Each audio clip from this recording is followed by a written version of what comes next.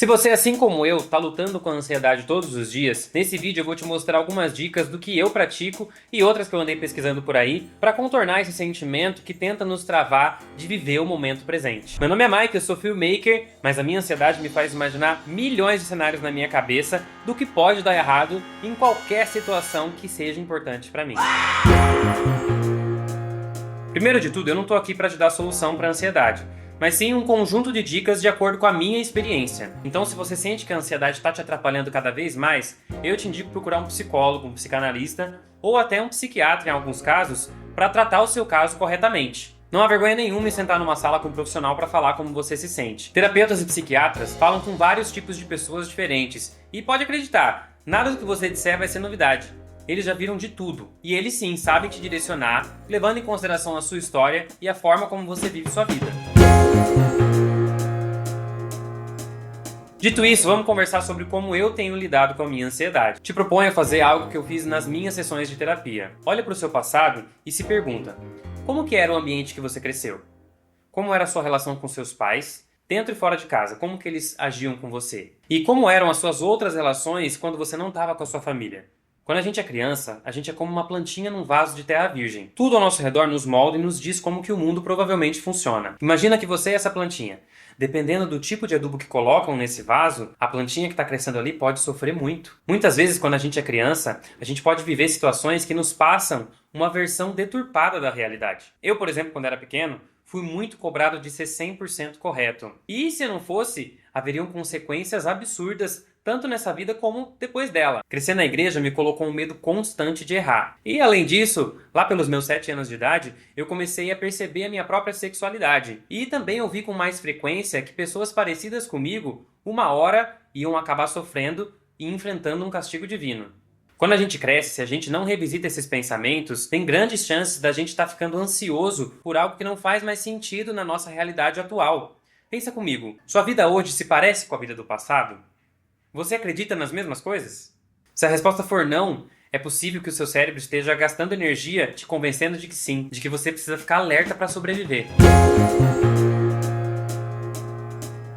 Uma coisa que eu faço com frequência, que eu citei no vídeo anterior, é prestar atenção nos meus pensamentos e comportamentos. Você já sabe que a minha ansiedade cria 1 milhão de cenários na minha cabeça, e é muito fácil ficar entretido com esse monte de pensamento. Nosso cérebro é muito poderoso. Isso explica, por exemplo, aquela sensação de acordar assustado por causa de um sonho que pareceu muito real. Na verdade, é o seu cérebro imaginando e te fazendo acreditar naquilo. Tanto que muitas vezes eu já acordei assim e meu coração estava acelerado, eu estava... Muitas vezes, depois de acordar desses sonhos tão reais, a gente precisa se relembrar que foi só um sonho para diminuir essa agitação mental. E se a sua mente consegue fazer isso com você dormindo, imagina acordado.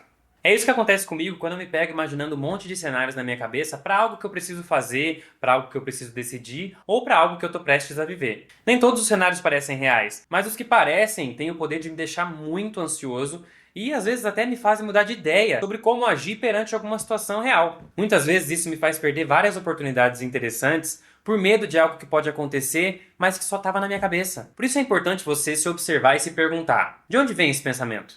Por que eu estou pensando nisso? Isso realmente faz sentido? Quais as chances reais de acontecer do jeito que eu estou pensando? Eu sei que prestar atenção em qualquer coisa hoje em dia é um pedido e tanto. Afinal, a gente recebe estímulos o tempo todo, dentro e fora da internet. Tudo está competindo para ganhar 1 minutinho da nossa atenção. Mas fazer esse esforço para prestar atenção em como seu cérebro se comporta também faz parte do autocuidado. Assim como dormir bem, se exercitar, comer bem e skincare, por exemplo.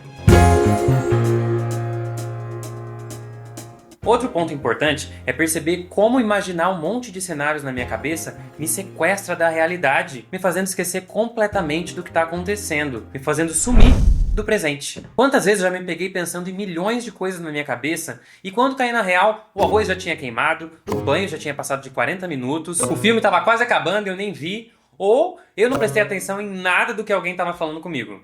Imediatamente após voltar para a realidade, me bate um sentimento de vergonha, de culpa. Nas minhas pesquisas, eu encontrei o termo ruminação pós-evento, que é quando a gente fica revendo mentalmente uma situação que já aconteceu, geralmente social, e a gente fica pensando o que a gente poderia ter feito diferente. Isso gera uma culpa, uma vergonha, uma autocrítica excessiva que, na maioria das vezes, não serve para absolutamente nada, a não ser deixar a gente mais ansioso. Vou te falar umas dicas que eu encontrei para lidar com essa vergonha.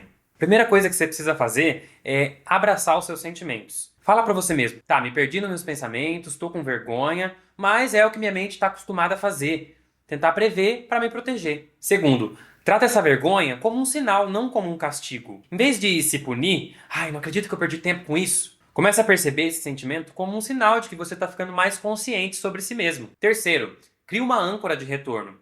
Quando você perceber que está saindo muito da realidade, ruminando alguma coisa do passado, coloca uma frase mental tipo: Ih, pode parar, hein? Já sou outra pessoa, isso já passou. Quarto, reveja suas expectativas de como funcionar bem. Às vezes essa vergonha vem de uma expectativa de que a gente tem que ser expert em lidar consigo mesmo. Ninguém consegue fazer isso com excelência. A vida sempre arranja um jeito de mostrar pra gente que talvez a gente não saiba tanto quanto acha que sabe. Inclusive, o funcionamento dessa máquina ser humano inclui viajar no tempo. Isso explica saudade, nostalgia, esperança. O problema está em se perder na nossa mente por longos períodos, não em visitar esses lugares de vez em quando. Uma das primeiras lições que eu tive na minha terapia foi que eu não sou o protagonista do universo, nem da vida dos outros. E por mais óbvio que isso seja, pensa comigo. Ouvi desde criança que tem um ser divino olhando tudo que eu faço, monitorando os meus passos, procurando qualquer vacilo, me fez crescer acreditando que estava todo mundo olhando pra mim, me percebendo, me julgando. Isso me fez desenvolver um comportamento hipervigilante comigo mesmo, com medo de dar pequenos passos e errar, acreditando que se eu falhasse, tudo na minha vida ia desmoronar. Eu sempre gostei muito de astronomia, e certa vez eu me deparei com esse vídeo aqui.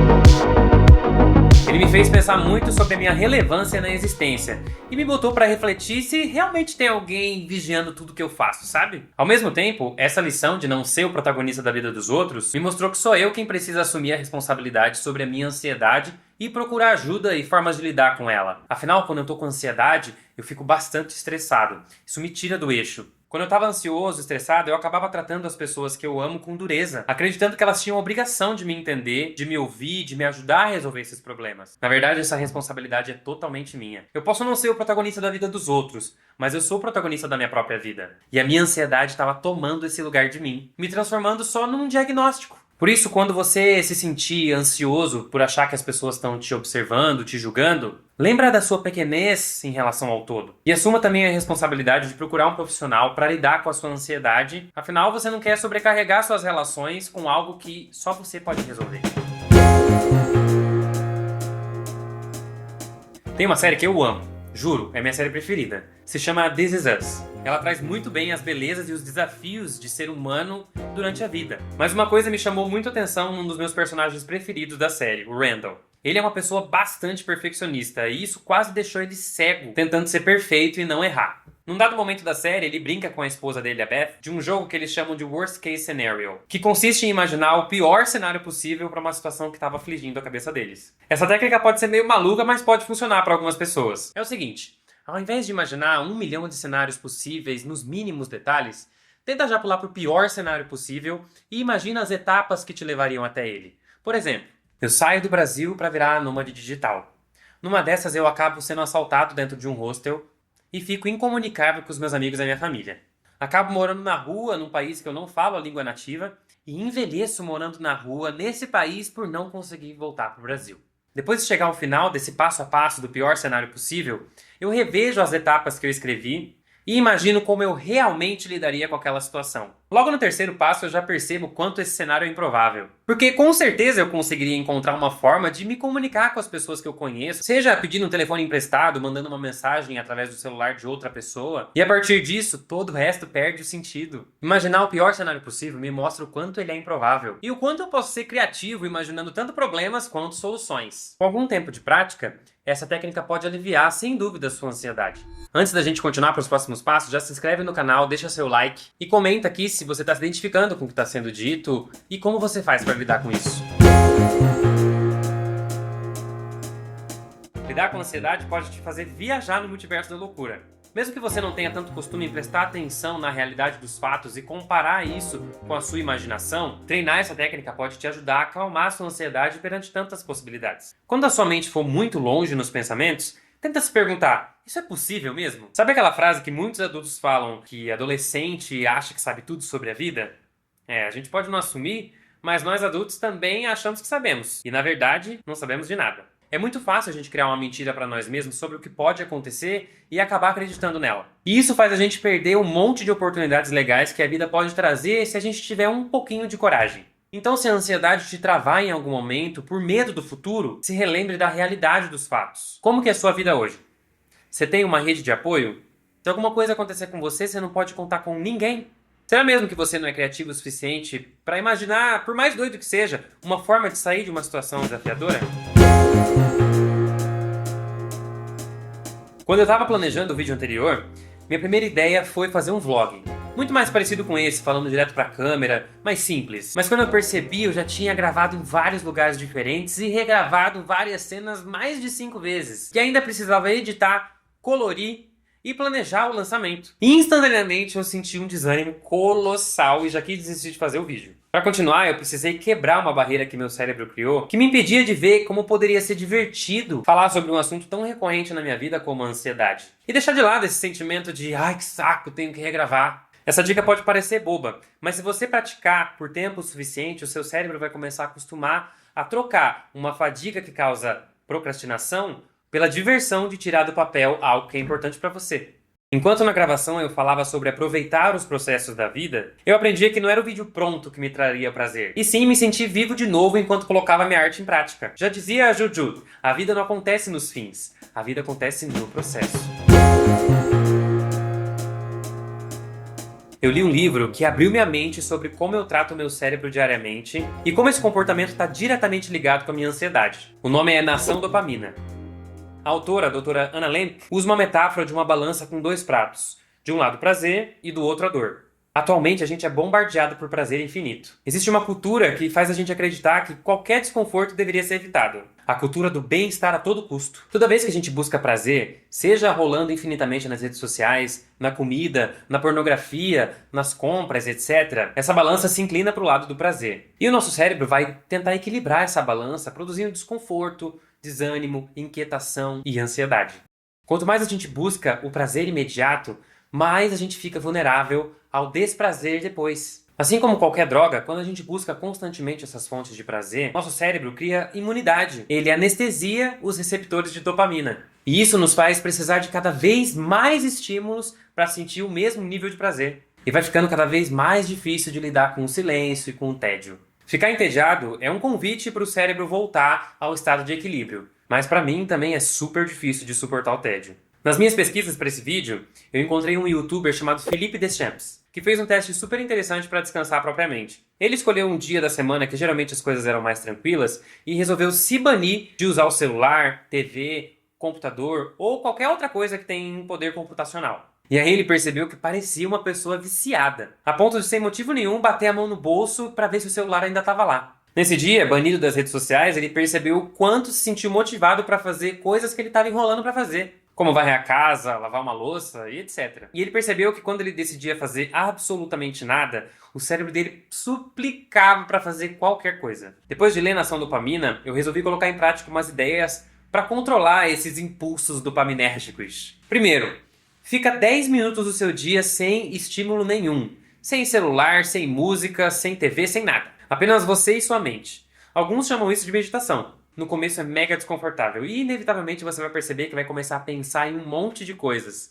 Aproveita esse momento para se observar. Não fica bravo e se sentindo culpado se você começar a pensar em um monte de coisa enquanto você está sem estímulos. Ao invés disso, deixa o pensamento dominar a sua mente e você vai perceber que logo logo ele vai embora. Esse desconforto é o sinal que o cérebro te dá de que ele está tentando equilibrar os níveis de dopamina. Segundo, pensa no desconforto como um investimento a longo prazo. Fazer atividades desconfortáveis vão produzir um prazer duradouro depois. Por exemplo, academia, natação, bike, corrida e etc. Meditação, conversas difíceis ou fazer uma caminhada sem nenhuma distração. Terceiro, ter ansiedade já é ruim, mas negar que ela existe e tentar ficar fugindo dela com qualquer forma de prazer é pior ainda. Isso pode tirar o privilégio de viver uma vida com propósito, com significado, sabe?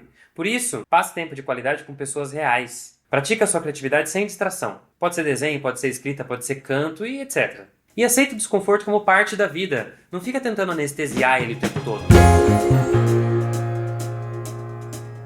Eu percebi que minha ansiedade é um mecanismo de defesa quando eu entendi que meu cérebro ama ficar na zona de conforto. Ele faz tudo o que pode para me manter seguro, mesmo que isso signifique me deixar travado na vida. Tipo assim, chegou um momento em que eu comecei a me considerar até preguiçoso e procrastinador porque eu não estava fazendo uma coisa que eu tinha vontade de fazer. Mas na real, como minha mente imagina milhões de cenários, meu cérebro automaticamente percebe todos os riscos, os medos de falhar, de se expor, e aí ao invés de ele ativar a minha coragem, ele ativa a preguiça, como um modo discreto de me manter na zona de conforto. Na minha cabeça eu ouço assim, olha, melhor se sentir cansado do que frustrado. Então finge que tá sem energia só pra evitar esse BO aí. O que eu sinto nesse caso são emoções atalho, que o meu cérebro cria pra atingir objetivos dele e não os meus.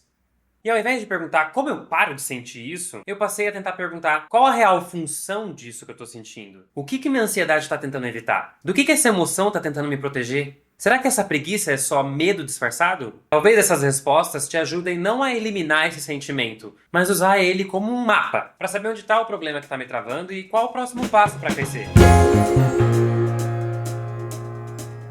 Às vezes a ansiedade não aparece só como medo ou excesso de pensamento. Ela se disfarça de comparação. Eu costumo assistir muitos criadores, filmmakers, coloristas e tudo mais. E depois eu olho para os meus vídeos e fico me sentindo cada vez menor e menos competente. Olho para o lado e parece que tá todo mundo criando mais, vivendo mais, sendo mais. E é aí que meu cérebro começa a sussurrar. Você não é suficiente.